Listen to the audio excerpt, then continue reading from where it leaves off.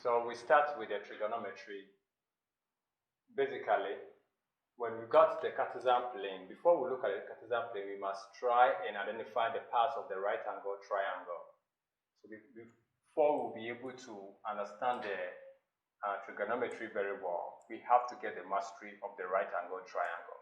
So if I've gotten this as my right angle triangle, good.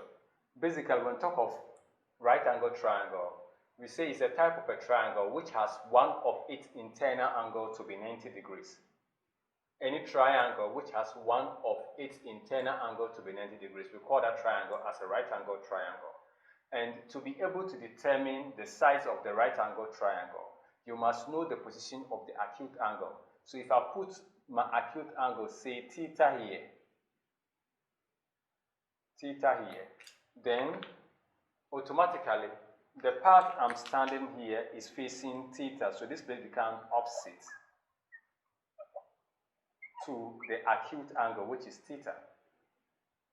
And here will be adjacent.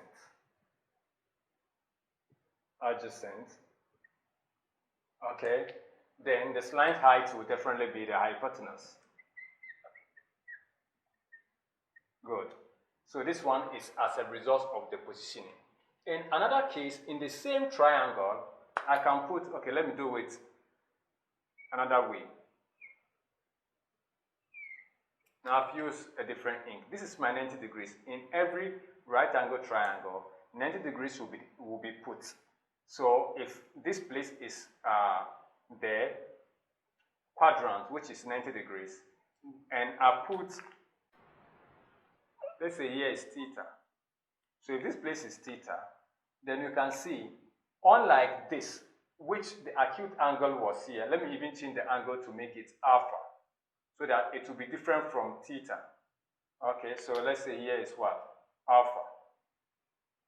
So if here is alpha degrees, what it means is this. This place will no more be opposite, but the part which is facing alpha is this section. So here, which was adjacent to this acute angle, now becomes the opposite. So I've got my opposite here. Then the adjacent,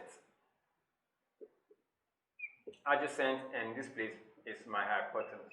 So irrespective of how the diagram will be given, you must identify the acute angle to determine how the size will be. The triangle can be drawn this way. It can be drawn with upside down. Good. This is my quadrant. So I can put, let's say, beta here, beta degrees here. Once I put beta degrees here, this part is facing beta. So here becomes my opposite. And here now becomes my adjacent. The adjacent always meets the acute angle at the point where the hypotenuse sway away from the quadrant. So this place is adjacent, and this place will also be my hypotenuse. Good. So it depends. Assuming I put my theta here, this place would have been my opposite, and here would have been my adjacent. So the adjacent is always on line with what the hypotenuse meets. The adjacent meets the hypotenuse at the point where the acute angle is created. Let me take it again. The adjacent always meets the hypotenuse at the point where the acute angle is created. So this is my adjacent. It is meeting the hypotenuse at the point where the acute angle is created. Now let us come here. This is hypotenuse, and this is adjacent. It is meeting the hypotenuse at the point where the acute angle is created. When I come here to, this is the adjacent, this is the hypotenuse. So the point where the acute angle is created, that is where the adjacent is. Good.